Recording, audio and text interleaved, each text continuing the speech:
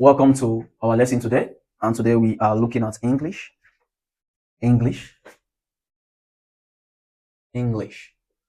All you need for your nursing and post-UTME preparation for English. So we are going to be opening this up with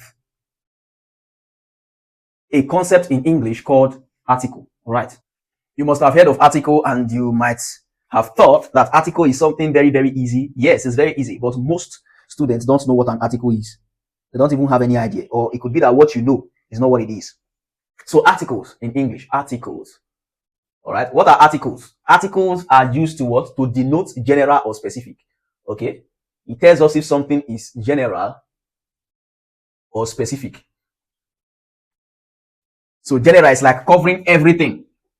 Specific is like covering a particular aspect inside that everything. That's the difference. Specific is inside general, a part of general. So you can say, this is my body, that's general. But this is my hand, is specific, a specific part of my body. All right. We have two types of articles, majorly. Okay. We have the definite article. Let's use indefinite article. Okay. Indefinite article, and we have definite article. You can see where I'm putting them. All right. Indefinite article is for what? General. We use it for general. Definite article is for specific. We use it for specific. Here in indefinite article, we have a. All right. A is the first one. The second one is what? An. All right. A and an.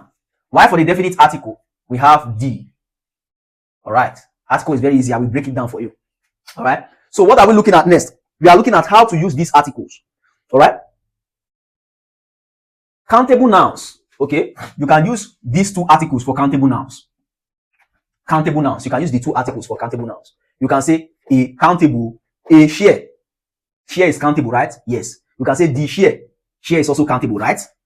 Okay. We have used a. We have used the share. All right. So leave this an. I'm going to tell you where to use this an. Just leave that an. So we can use a share. We can use the share. So we can use both articles for countable nouns. All right. Therefore, uncountable noun, we can only use the definite article. This one. Only this one can go for uncountable noun. For example, you can say the water. Water is uncountable, but you can't say a water. This is wrong. All right. This is correct. All right. You can say the oil, but you can't say a oil. That's wrong. So only this one can go with uncountable noun. Let me break it down for you. First calling. When we are calling something for the first time, we don't know that thing before. This is the first time we are calling that thing. We have not heard of this thing before. We have not seen of this thing. We have not seen this thing before. You are telling someone something that the person hasn't heard before, or the person hadn't seen before. What do you use? Which article do you use? You use a, which is the what? Indefinite article for first calling. All right. So you use this one for first calling. Indefinite article for first calling. Is not known. So we can say a man. The man is not known. A man. The man is not known. We can say a president. We have not heard of the president before. So here, when we now say the president, this means that we have heard of the president before. So you can't be telling a Nigerian about the president of Nigeria and you say a president of Nigeria told us that. No, you are going to use the because it's someone we know. The man. Okay. You can't be telling me about someone that I've seen before and you start saying a man came to our house the second time. No. You will say the man came to our house the second time, or that man came to our house the second time. The man came to our house the second time because he's known, he's second calling. We have heard of it before. We've heard of him before. We've seen him before. All right. So now let's now look at the use of this an. How do we use an? All right. An. So we use an when the sound, okay, the sound of the first syllable of the word, the noun, starts in a, e, I, o, or u. Any of these, the vowel sound. We are taking note of the sound, not the spelling. The sound generated from the pronunciation. That's when we either decide to use a or an. All right. If the sound is a consonant sound, the sound from the pronunciation is a consonant sound. You know what consonant sounds are now? All the sounds in A, B, C, A to Z. That except all these ones, except A, E, I, O, U. The rest sounds, the rest alphabetical, alphabets that are not part of A, E, I, O, U. They are all called what? Consonants. All right. So the pronunciation of the sound. How does it sound when you pronounce it? That's it. That's what we look out for. If it's a consonant sound, you give it A. All right. For example, you can say a car. Consonant sound. Car. consonant. You can say a share, consonant sound. Okay, but when it starts in a vowel sound, either a, e, I, o, u, not spelling, no, sound, we give it what? The sound of the first syllable. Okay, we give it what? We assign to it an. That's when we now use an. So we can say an egg. What is this? The spelling is e, but we have to look at the sound. The sound is e when you pronounce it, e, which is what? This one, e, a, e, I, o, u. We can say an umbrella. Umbrella. What is the sound? We are not looking at the spelling, but the sound from the pronunciation. The sound is umbrella. Is the sound. You can see that the sound is a vowel sound, right? Okay. But this word now, university, for example, now, okay, the word begins with a vowel letter, but the sound of the pronunciation is not a vowel sound. That's why you are taking note of the sound. The sound is u. It starts with y o u. U, ni, va, va, c, t. Okay. So this one is a consonant. It starts with a consonant letter. So what are we going to assign to it? We assign to it a. So we can say a university. Another one is European. It starts with a vowel letter e, but the pronunciation is not e or European. No, it's pronounced European. Y-O-U, European. You see? So it starts with a word consonant. So we are going to give it what? Is it a or an? We give it a European. Is a what? European. All right. So that's that for that. I think that's that for article. All you have to do, learn how to pronounce words. All right. Learn how to pronounce words. For example, another one is this honest. Okay. This one, many will call it honest. It's not honest though. The pronunciation is honest. Honest. This H is silent. So we start from here. Honest. So with this sound now, are we supposed to give it a or an? So we are talking about girl now. Honest girl. Are we supposed to give it a or an? We are supposed to give it, because the pronunciation, from the rightful pronunciation, the sound is vowel sound. We are going to give it an. So we say an honest man, an honest girl, an honest woman. A honest man, wrong. That's where many get it wrong. All right. The plural of an is some. Okay. The plural of an is what? Is some. So if I say an egg, I'm talking about one egg, right? But if I want to pluralize the egg, I say some eggs. Some eggs. I will not put s. All right? Some eggs. All right. So that's that for articles. Let's move on to the next topic, which is understanding the, parts of speech. Okay? Understanding the parts of speech. We have to be very fast. So what are the parts of speech? The parts of speech include verb, adverb, noun, pronoun, conjunction, interjection, and preposition. 7, right? Verb, adverb, noun, pronoun, conjunction, interjection, and preposition. We have 7 parts of speech. Parts of speech. POS. We have 7 in number, right? So we also have something else called figure of speech. We are going to treat that later, but we don't need it here. For this exam preparation, we don't need it here. Okay? Maybe for my WAEC students, my WAEC candidate and my JAMB candidate next year, I'm going to stress more on that. But for this, your exam, you don't need it. Okay? It's really set. All right. So we are looking at noun. What is a noun? A noun is a name. That is the simplest definition of noun. Any name assigned to something, anything, name, no matter what you assign the name to, is a noun. We have to be very fast while looking at this noun. All right. A noun is a name.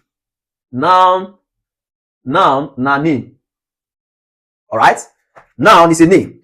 It can be a name of a person. It can be a name of animal. It can be a name of a place. It can be a name of a thing. All right. So we are looking at the classification of noun.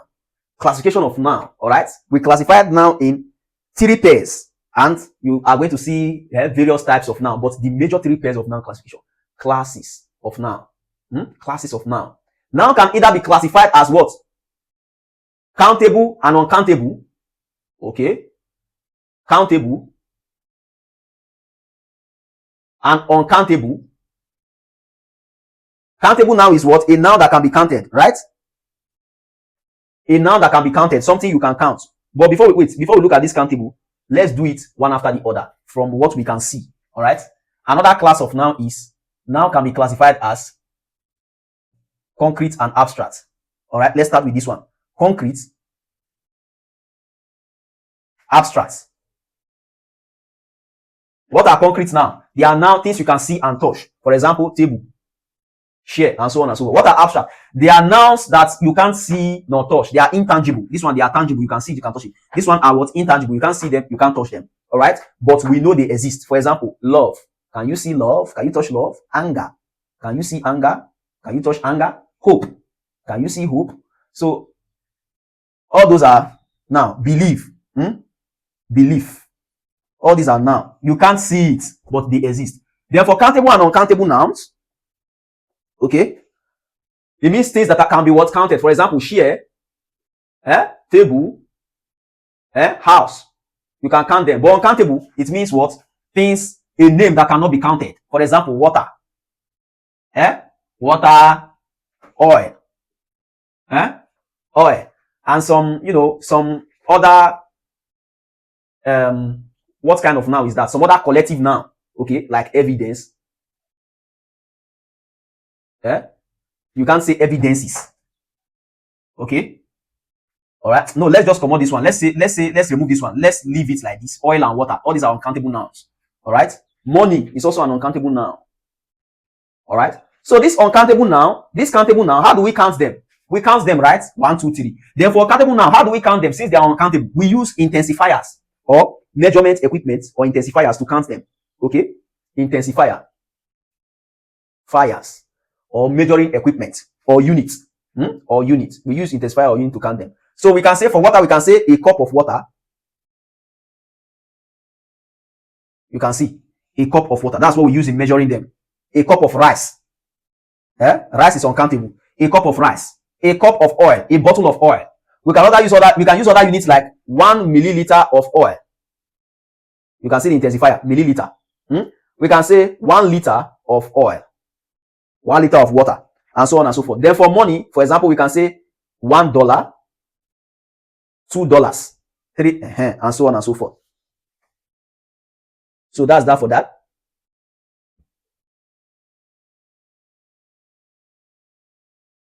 Also, we can use little to intensify uncountable noun. Okay. For example, we can say little feet. Faith has a little feet. We can say faith has lots of feet. Okay, a lot of feet. Or you can say much feet. All right, little or much. So use intensifiers. Now we are looking at proper noun and common noun next. Let's remove this one. It can be classified as proper noun or common noun. So one is the opposite of the other. We already talked about concrete and abstract. We talked about countable and uncountable. Now we are looking at what? Proper and common. All right? Or common and proper. Common noun, proper noun. All right? For common nouns, it means something that is common. The general noun, the general name assigned to every member of a group is entitled to that name. Anybody can answer the name. For example, we can say man. And every man can be called a man, right? We can say school. Every school can be called a school, right? We can say country. Every country can be called a country, right? We can say nurse. Every nurse can be called a nurse, right? But for proper noun is the name given to a specific member of the group. The name is specific, is unique to that member of that group. When you call that member of that group with that name, which is the proper noun or the proper name, only that member will respond. You can come to a gathering where we have men and you say, man, stand up. Nobody will stand up, or everybody will stand up. Okay, we say men, stand up, everybody will stand up. But when it comes to proper noun, is the name assigned to one of that group, one member of that group that is unique to that member. So when I come there and say, Moses, stand up, Moses gets up. Ahmed, stand up, Ahmed gets up. So for example, under name for man, we say Ahmed. This is a proper noun. So only Ahmed can respond to that. For school, we can say University of Lagos. For country, for country, we can say Nigeria. Not all countries can be called Nigeria, but all countries can be referred to as country. For nurse, we can say mental health nurse. So this is a noun, a proper noun. All nurses can be called nurses. All nurses can be called a nurse, but not all nurses can be referred to as a mental health nurse. Okay, take note of that. Let's move over to the final list of nouns. This is the final classification according to contrast. Okay, so we have the one called collective noun. Okay, collective noun. Collective noun. What is a collective noun? A collective noun is a name that is assigned to a collection of items. All right, a collection of items. It doesn't have what? Plural. The spelling is plural. The spelling is singular. You don't have to add s to it to make it plural. Okay, there's no need of adding s to it to make it plural. For example, an example of a collective noun is, for example, advice. You can't say advices. This is wrong. This is both the singular and plural form. You can say he gave him a lot of advice, correct? But you can't say he gave him a lot of advices. That's wrong. The other one is evidence. These are collective noun. Evidences, wrong. This is wrong. We have various collective noun. Okay, we have baggage, luggage. We have luggage. Luggage. Collective noun usually means everything, all. The definition of collective noun usually starts with all the so, all. So it's plural on its own. It's also singular on its own. No need to put s. Luggage is what? It's all the, all the carry on by a traveler. All right. But when you go and say it's correct, but when you go and say luggages, that's wrong. Furniture is another one, and so on and so forth. You can't say furnitures. You say furniture. All right. There are rare cases when collective noun can take s. For example, in some words like goods. Okay, goods. That's the spelling. All right. You can see s. Okay, goods. Goods is correct. Goods. All right. We have different collective nouns. Do well to look for other collective nouns. We have a lot listed in the lesson notes. Also do well to check the lesson notes. Another one is manners. Manners, the one that can take s. You can say manners. You can say manner. Okay, in rare occasion. Okay, you can say saving or savings. This one is wrong, is correct. Okay. You can say scissors. All right, scissors. In rare occasions, okay, there are collective nouns that take s. All right, there are collective nouns that take s in rare occasion. All right, so let's move over to the next part of speech, which is going to be let's look at verb next. Verbs. Verb, where are you? Verbs. Let's look at verbs next.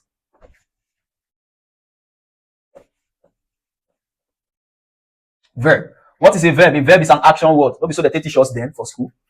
It's an action word, right? Since it's an action word, verb shows what? Shows occurrence. What is the golden rule of determining most verb? Most verbs. What is the golden rule? Verb shows occurrence. It shows say something they happen. Something is happening. See, verb either shows that something happened, something is happening, or something will happen. That's what verb shows. Occurrence, happen. All right. Let's look at an example of a verb. For example, whiskey. Whiskey is successful. Okay. So this is a noun, whiskey, a name of a person. This is successful. This is what? An adjective describing the noun. All right. Adding value to the noun, giving the noun quality, qualifying the noun. All right. So what we have here, center here, is a verb. All right. This is a verb. What is the work of the verb? It's telling us what happened. Okay. It's telling us that whiskey is successful. It shows occurrence. Is successful. Is successful. All right. So that's that for that. So what are the basic features of verb? How do we know verb when we see them? I just gave you one. I said verb shows occurrence. It shows that something happened or something is happening. Okay. Another one is that verb usually has present tense, past tense, and what? Past participle. All right. All right. So those are the features of verb. That's one of the easiest way to note a verb. Anything that has present tense and past tense, now verb be. Anything that shows occurrence, something is happening, now verb be. All right. So what is an example of a present tense verb? A present tense verb, you can have something like shine. Okay. Past tense verb, you have something like what? Wait. present tense verb. Okay, let's use show. All right, show as present tense verb. Then past tense verb, we have shown. All right. Then for the past participle, we have shown. All right. Show, shown. So another one is, again, is walk, walk, walk, walked, walked. You can see that the past tense and the past participle the same thing. Another one is see, saw, seen. All right, so easy. What are the forms of verb? Verb usually has two forms, which is what? Forms of verb. Verb has what? The singular and the plural form. All right, the singular and the plural form. Unlike nouns, that to make a noun plural, what do? The singular form has no s, right? Then the plural form has s. For example, but though there are some verbs that the plural form doesn't have s, okay, like man, the plural form is what? Men, right? No s. Okay, so the a noun like, let's say, house. How do we make? Okay, let me use something more applicable. All right, let's say boy. Okay, boy. How do we make boy a plural? Okay, in a noun, we are talking about noun. We make it what we put as boys. Okay, how do we make church a plural? We add es, right? Es, churches. How do we make ladies a plural? Lady a plural. Lady a plural. We add what? ies. We come out y, add ies. That's ladies, right? So what it means is that to convert a noun, a singular noun to a plural noun in most cases is to either add s, es, or ies, right? But in verb is entirely different. It's an opposite of what we have in noun. So for verb, the one that has s, es, and ies are the singular forms of verb. Then the ones that don't have s, es, and ies are now called the plural forms of verb. So singular forms of verb, we are now going to have tries, tries, touches, singular. Then talks. All right. You can see ends in s, es, and ies. All right. Then the plural forms are the ones that we have no what? No s, es, or ies, like try, touch, and talks. Talk. So you go learn more singular and plural verb forms. All right. So let's look at gerunds. Gerunds are words that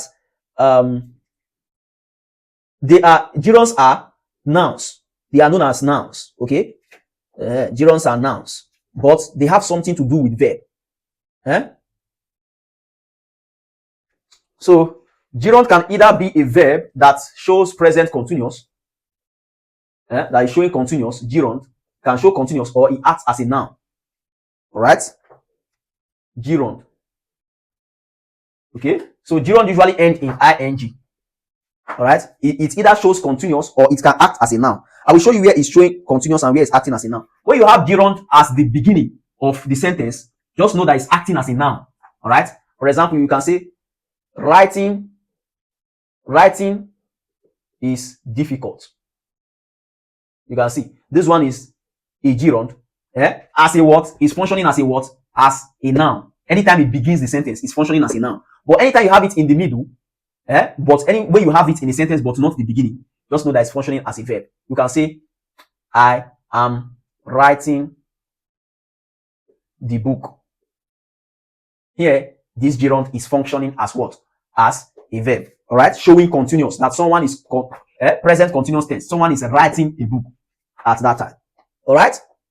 So gerund does not take possessive adjectives, as noun do. You know what possessive adjectives are?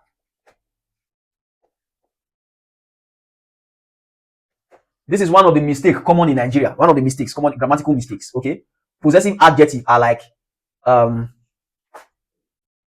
own.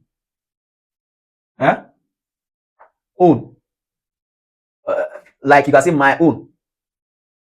our own.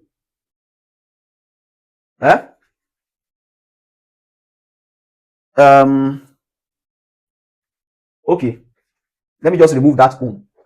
Possessive adjective is like our.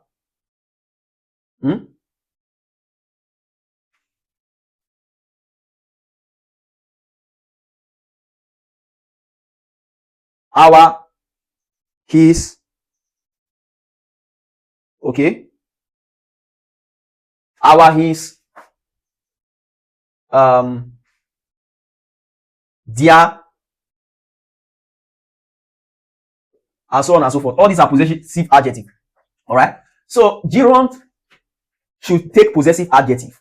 In essence, you can say, I don't like him looking at me. I don't like him looking at me. Is this correct? This is wrong. Okay. This one is looking. Okay. We have a gerund functioning as a verb here. At me. All right. As a continuous, present continuous. All right. Remember, gerund can also function as a participle.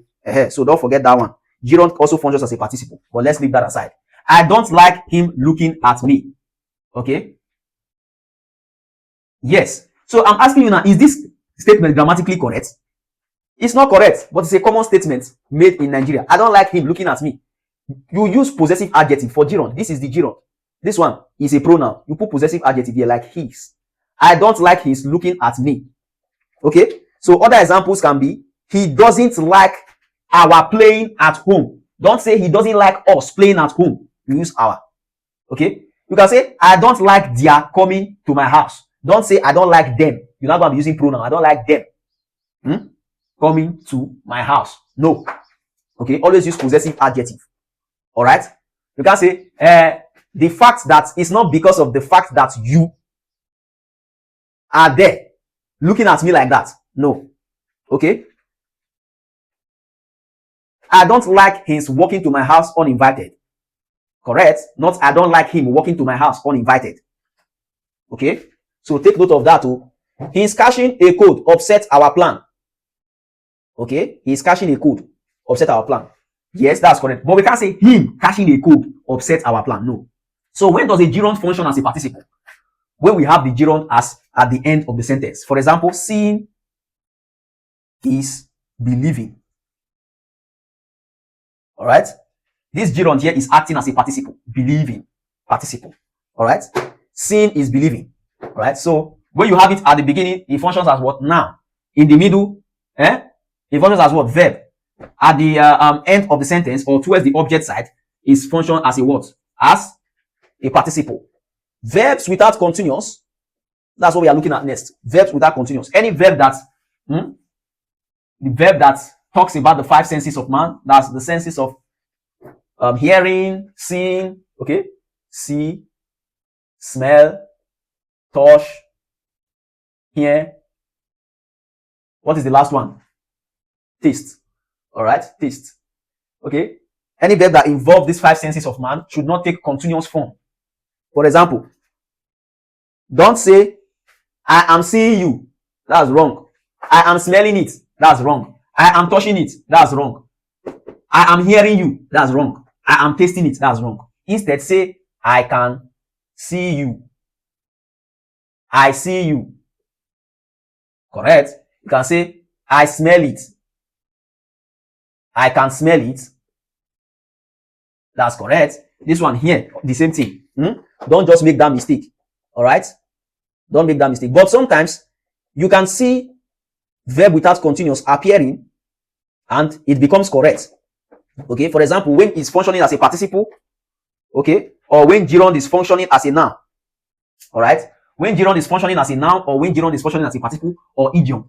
For example, you can say, he is within hearing distance.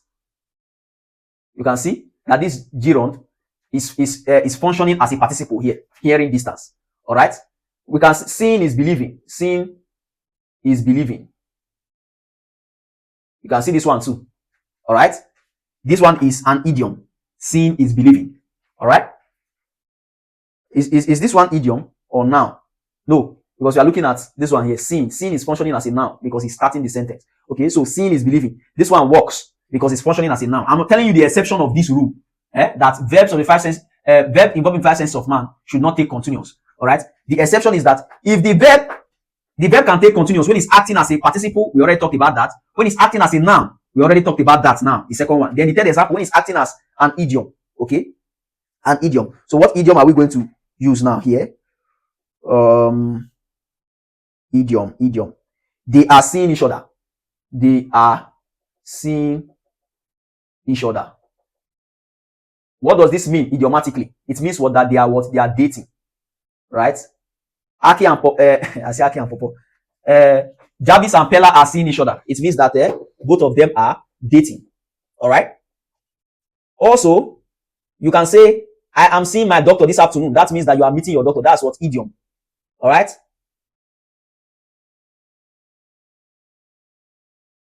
So that's that for verb without continuous. All right.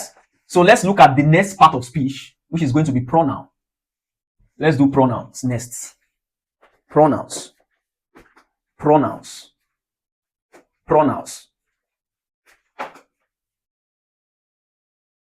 All right. What is a pronoun? A pronoun is a word that is used instead of a noun. So instead of you to stress yourself and be using noun, just use pronoun because pronoun works best. All right. We use pronoun where we already mentioned the noun before. We use pronoun where we already mentioned the noun before. For example, let me read this sentence to you. Ahmed injured Ahmed's hand when Ahmed was washing Ahmed's clothes in Ahmed's old bucket and neighbors came to take Ahmed to the hospital. How does this sound? Does this not sound so juvenile, novice, clumsy, and repetitive? It does. So that is where the function of pronouns come in. Okay? Because you've mentioned the noun the first time, you now use pronouns to complement it and refer to that noun. Okay? So imagine now, let me read the sentence again where we added pronoun. Ahmed injured his hand when he was washing his clothes in his old bucket and neighbors came to take Ahmed to the hospital. Or neighbors came to take him to the hospital. How does this one sound? This one sounds better and non-repetitive, less clumsy, right? So, this is where pronouns come in. Under the types of pronoun, we have various types of pronoun, but let's look at them one after the other. Pronoun divided into indefinite, personal, and so on and so forth. So, let's look at the first one. One is what? Indefinite pronoun. Pronoun. Alright? So, indefinite pronoun, anytime you see this indefinite, what does indefinite mean? It means that it's not pointing at any particular person or thing. It's not pointing at any particular person or thing. Okay? You are not making so, it's just like an allusion. You are not making it direct. It's not direct. It's indirect. Always use indirect to remember this indefinite pronoun. Okay? For example, indefinite pronoun include all those some and any form. Okay? Some, any, somebody, anybody, okay, something, anything. All the some and any form. They are what? They are the indefinite pronouns. And usually some is positive in meaning. Means that it's positive. You use any when you are trying to portray a or you are trying to convey a negative meaning. Alright. Negative meaning. That's you are conveying a negative message. You can say I have some. That is positive. It means you have some. But you can't say I have any. No. But you can say I don't have any. All these forms for negative statement. All these forms for positive statements. I always say that how do you differentiate a positive statement from a negative statement? A positive statement is straightforward. It means that something can happen. It can happen. Okay? It will happen. But negative statements always have not. Does not. Cannot. Not must be there. Not. Alright? So that's the easy way towards distinguish both. Alright? Let's look at the next pronoun, which is personal pronoun. Number 2, personal pronoun. What's personal pronoun all about? That pronoun that personalizes things. Okay? It shows personalization. My own, not my own. It's for this thing. It's for this thing. It's for this board. It's for this house. That's personal pronoun for you. They include I. The personal pronoun usually has object and subject position. Alright? What is object and what is subject?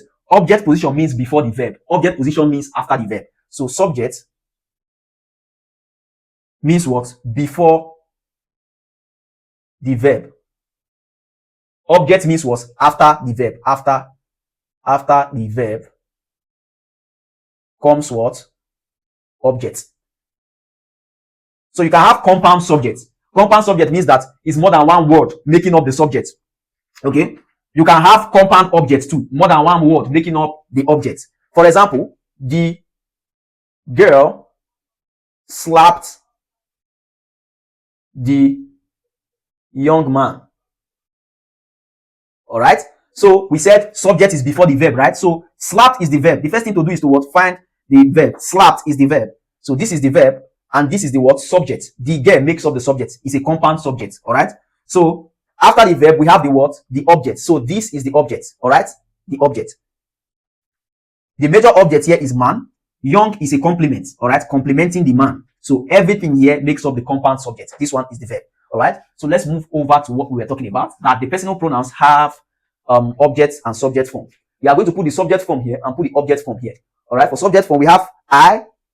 Object form, we have me. All right. Subject form, we have we. Object form, we have us. Subject form, we have you. Object form for you is what? Also you. So you can use you in subject and object form position. Then we have he. What's the object for he? Him. All right. We have a lot. We have she. What's the object for she? Her. You don't go and use her in subject position. No, it's wrong. So it. We have it in object position and we have the same it in subject position. They in objects, they in subjects, beginning, and them in objects, and so on and so forth. All right. So move over to the third one. Relative pronoun. What is relative pronoun all about? Relative pronoun is all about the pronouns that it's referring to someone or something, but it's also an indirect reference. For example, all the who are relative pronoun. Who, which, we call them the WH word.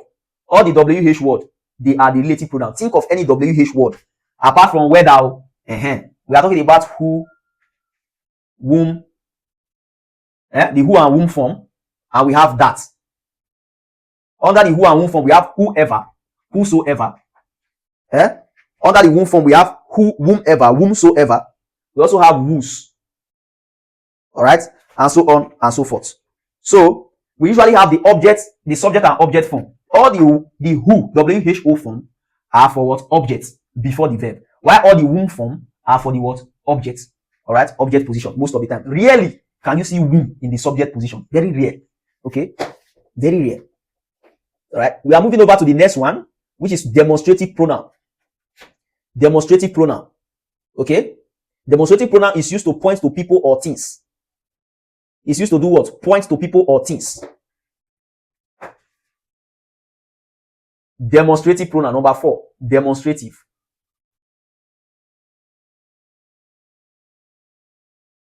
Used to point to people or things. Point to people or things. It has two forms. All right, and the two forms each comes with pair. All right, each comes with pair. All right. The first form is the singular form. All right, is the singular form, and the singular form has two pair, which is what? This / that. This is the man. That is the man. All right. So these are the singular form, and this is usually used to what? To point at something close by. This THIS. That is usually used to point at something farther away. Okay. Then we have for example, I gave you the example already. This is a man. That's the man is close here. You can say that is the house. Farther away. Then the plural forms, we use this one for plural. Remember I said this one is for singular, the singular form. Use it for singular nouns. You can say this is the man. You can't say that is the man. No. You can say that is the man. You can't say that is the houses. No. Okay. Use it for what? Singular. Then the plural forms are these / those. All right. So you use these. Normally, the first one, use it for what is closer, right? These are the what? The books. These are the books. It's close by. You cannot say that. Sorry, you cannot say those are the cars. Okay? Plural and farther away. Those are the cars. Those are the cars. All right? That's that for the demonstrative pronoun. Let's look if we can see any other good, reflexive pronoun. After looking at reflexive pronoun, we'll look at possessive pronoun. Then we'll move over to the next topic. All right? Reflexive pronoun. Number 5, reflexive pronoun. Reflexive pronouns are pronouns that reflect back to the subject. It reflects back to the subject. All right, back to the subject.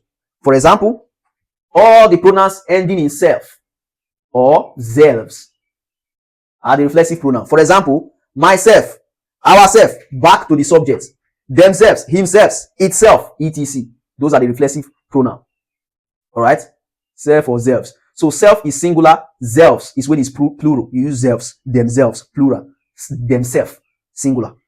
But you can't say themselves because them is already plural. Okay, so you say themselves because it's plural. You can't say themselves, but you can say myself, and you can say himself, and so on and so forth. So the plural form takes selves. Possessive pronouns. All right, possessive pronouns shows what? Ownership.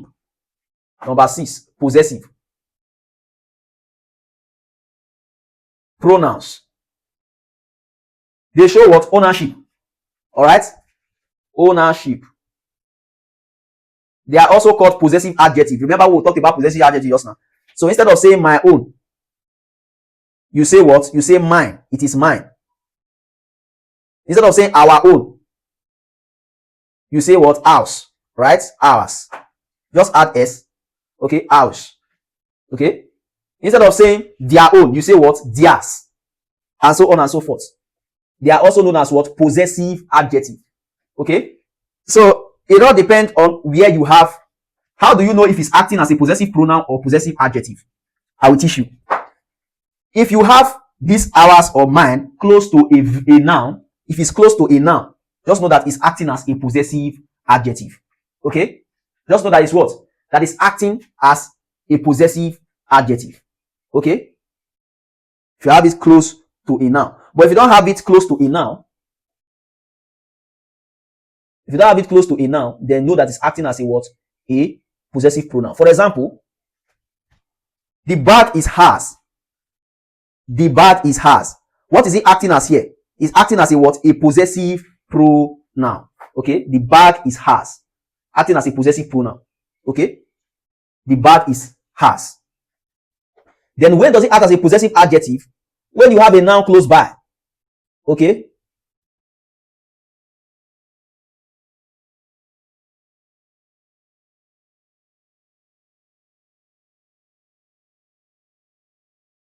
And please, do not put apostrophe in possessive pronoun or possessive adjective. Something like, you put something like this. House.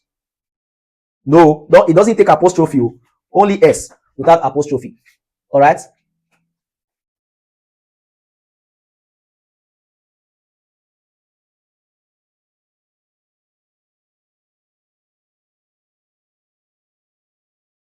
Let us look at the final one, which is interrogative pronoun. Interrogative pronoun is used to ask questions. Number 7. Interrogative pronoun. What's the meaning of interrogation? Is it not asking question? Interrogative pronoun, to ask question. Okay. They include all those when the WH word too. Okay. Just like this relative pronoun, whereby it has two forms, the who and whom. Okay.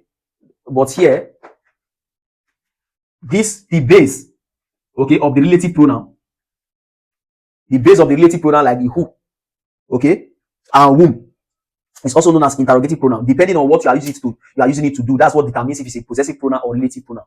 The function of a relative pronoun is to bring two nouns together. Okay, to bring two nouns together, relative, bringing nouns together. All right, or to bring clauses together, subordinate clause and main clause together, dependent and independent clauses together.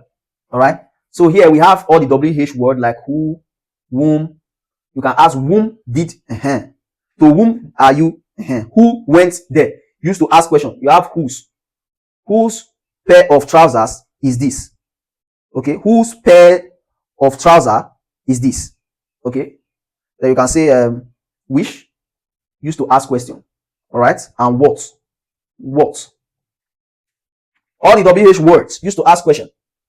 Okay, they can function as object or subject. So not like this one that we have, the ones for relative pronoun, we have the one that you use for, object position and subject position. Okay, like the who form. All right. But here, you can use any of these in the object or subject position, and it will go where it's going to be grammatically correct. All right. So that's that for interrogative pronoun. There's one major thing we have to look at here: pronoun and the verb be. Pronoun and the verb be. All right. The verb be has many forms, such as be is one of the forms. Be, is, are, where, was. They are all the forms of the verb be. Okay? Be, is, are, where, was. All these are the forms of the verb be. Okay? These are the most common forms. All right? So whenever they appear, it should not take objects. For example, whenever you see these verbs in a sentence, this group of verbs in a sentence, they should not take with regard to pronouns. With regard to this pronoun, they should not take us, him, like they should not take objects. Okay, they should not take objects. For example, we can't say it is me. You can see the verb be family here is me. Remember, it should not take objects whenever they appear. It is me who stole the meat. No, this is wrong, because of this doesn't go with what? An object pronoun. But you can say it is I who what? Stole what? The meat. This is correct. All right. Subject position. All right. This one is object position. So you should not take objects. Never you put objects there. Don't try it. It's going to make the entire sentence wrong.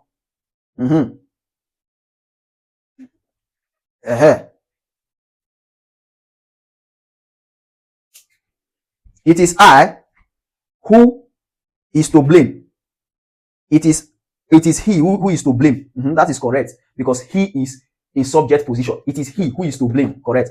When you go and say it is them who is to blame, that's wrong. You are supposed to use it is they who are to blame.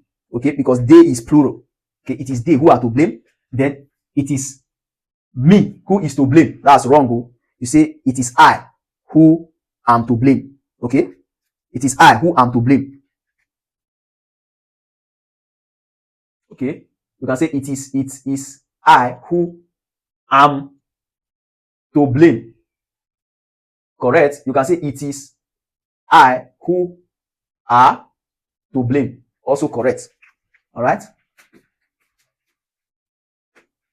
That's correct. What are we looking at next? The next part of speech that we are going to look at is, let's look at conjunction.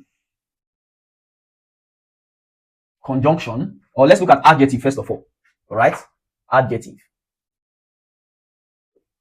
We are looking at the orders of adjective mostly. All right. For the adjective, what is the meaning of adjective? Adjective is a word that qualifies a noun. So anything adjective has to do with noun. Okay. If it's not noun, then know that adjective is not involved. Adjective, always remember this. Adjective is to noun, then verb is to adverb. All right. Adjective is to noun, verb is to adverb. Adjective qualifies a noun. It gives the noun what? More meaning. Okay. It makes the noun make sense. For example, this is a big house. This is a noun, right? This is a what? A big. This is the adjective. Okay. Adjective. All right. So all this place makes up the what? This one is the subject. Okay. Before the verb. Okay. This. All right. So if you look at this, if we say this is a house, this is a house. You can see this is a house. The sentence is just telling us that this is a house. That's what the sentence is telling us. But when we now introduce an adjective, big house, is telling us more about the house. It's qualifying the noun, which is house, for us better, giving it more meaning, making it make more sense. You understand? That's the function of an adjective. All right. And we have different types of adjective, like pure adjective. For example, big, they are called pure adjective. Beautiful, all those are pure adjective. All right. So there's something called comparative, superlative, and the first one is what is the first one? Comparative. The first one is not comparative. There's something they call the first one. I don't know why my brain is failing me at this point. The first one is called something. Okay, let me just put it first as first. If I remember, I'm going to tell you comparative, superlative. All right, comparative, superlative, and the first one, comparative, superlative. Let me find the meaning of the first one. I think it's needed here. The first one is positive, comparative, and superlative. Comparative and superlative. Okay, positive, comparative, then superlative. All right. So this is how we use adjective to comparing various adjectives according to their what degree. This is what we use. Okay. Positive is the first one. Comparative is the second one. Superlative is the third one. Okay. So the order is usually, this one is the what? The lowest. This one is the highest degree. Okay. So we can say big, bigger, biggest. Right? Small, smaller, smallest, highest degree of small. All right. So there's a method we normally use for this. There are some adjectives that they have their own comparative, they have their own positive, they have their own superlative. All right. For example, we have good, better, best. All right. They have their own specific. You don't convert it to comparative by adding est or adding yes, now ER and est. All right. You don't do it like that. They have the other one is bad, worse, worst. All right. Yes. So converting a positive to comparative, what do you do in most adjectives? You just add ER and you convert it to what? To comparative. Then to convert to superlative, what do? You just add what? est. Okay. If it's not what? This kind of adjective that has its own, like this good, better, best, bad, worse, worst. All right. So there is a small rule, one small rule that you have to note when doing this ER and est. The rule is that provided when you convert the adjective from positive to comparative or from positive to superlative, provided it doesn't turn to 3 syllable. 2 syllable and below is acceptable for ER and est. 2 syllable and below. The moment it turns the word to your conversion from comparative to superlative turns the word to 3 syllable, it becomes wrong. For example, we can say bigger. Big is 1 syllable. We convert it to bigger, comparative, bigger. B is 1 syllable. Ga is another syllable. How many syllables? 2 syllables. All right. So we convert it to superlative, biggest. B is 1 syllable. Then guest. Guest is the second syllable. 2 syllables still, not more than that. We have small, smaller, smallest. Small is 1 syllable, right? It's positive. We convert it to comparative. We have small, smaller, the same 1 syllable. Okay, smaller. Okay, small, 2 syllable. All right. We convert it to superlative. We get small, less, the same 2 syllable. So it's correct. All right, 2 syllable. Smallest, 2 syllable. All right.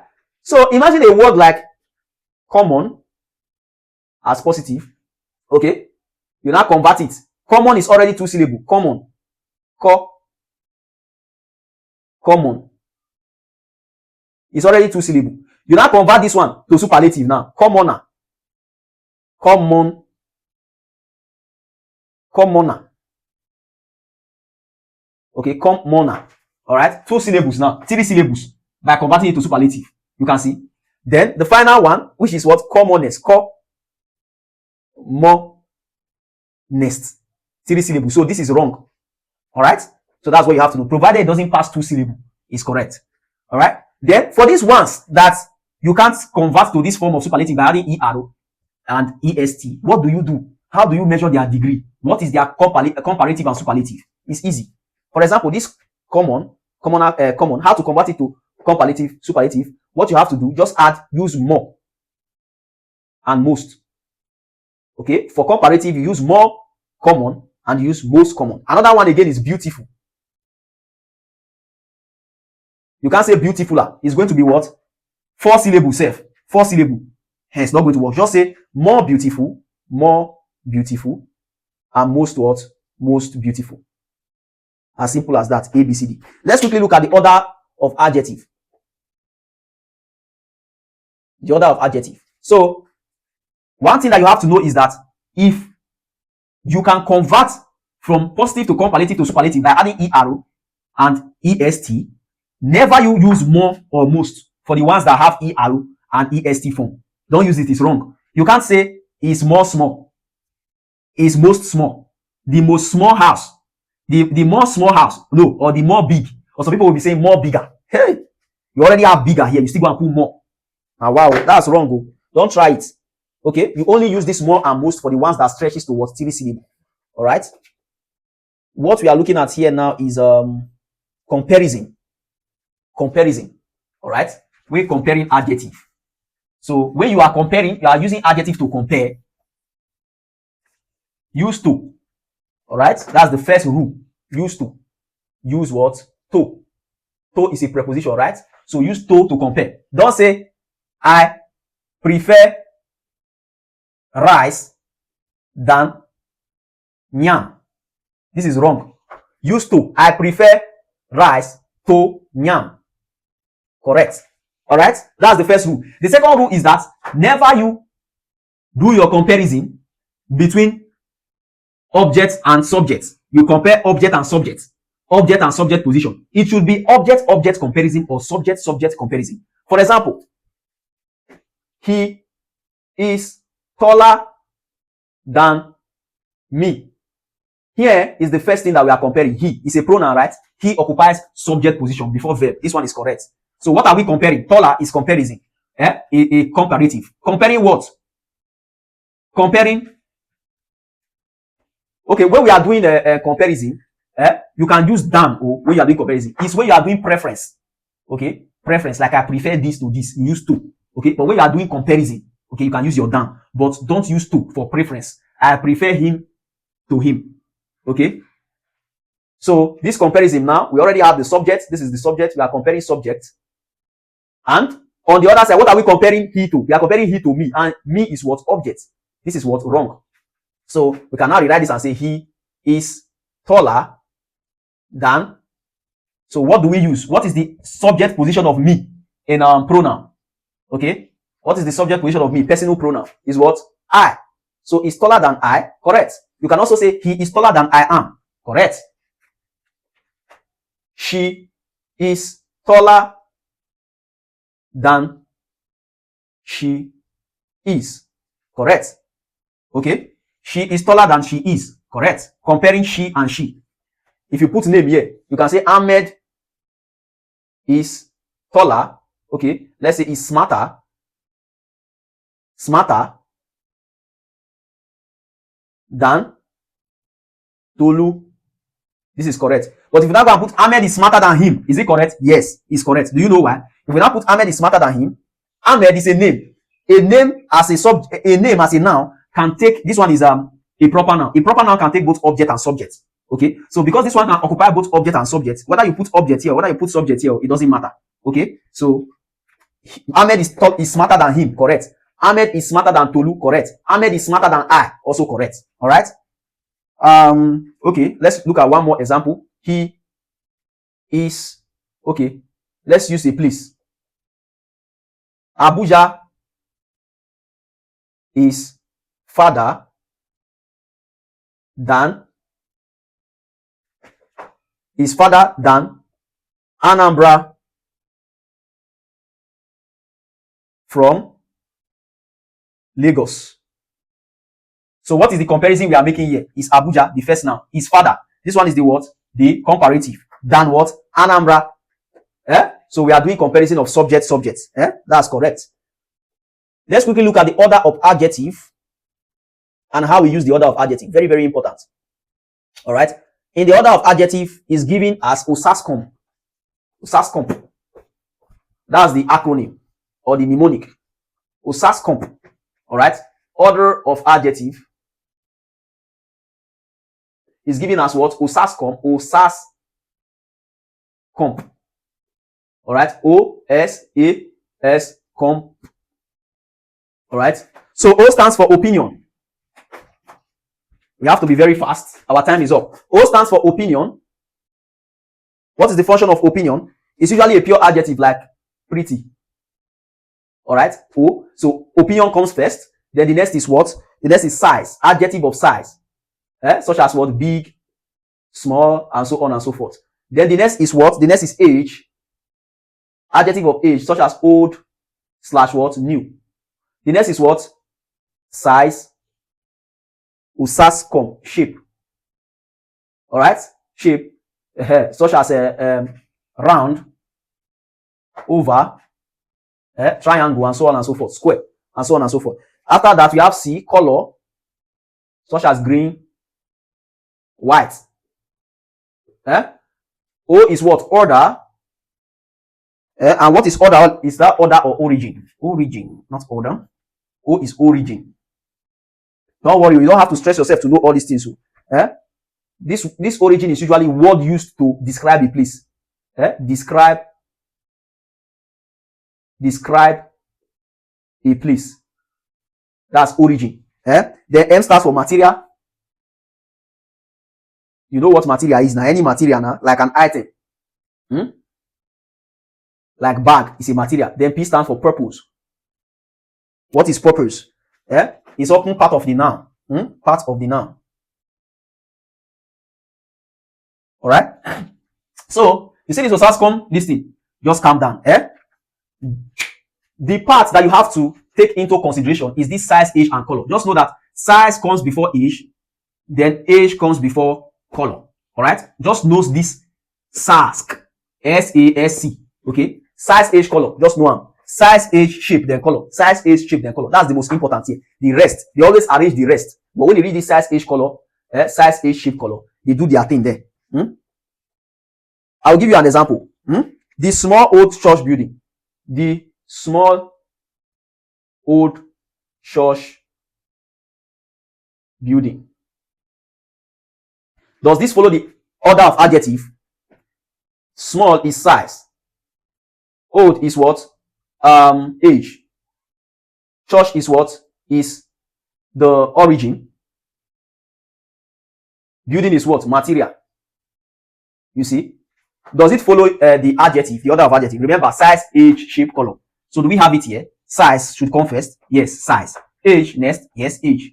Color, no color. So we look at the next one. What's the next one? Origin. Yes, we have church. The next is material. Material. We have building as material. That's it. Very easy. So that's what you have to look out for. Look out for. That's that for that. All right. Let's look at the next part of speech in the next class. All right. The next part of speech in the next class. That's adjective likely. I said adjective. That's likely going to be conjunction. All right.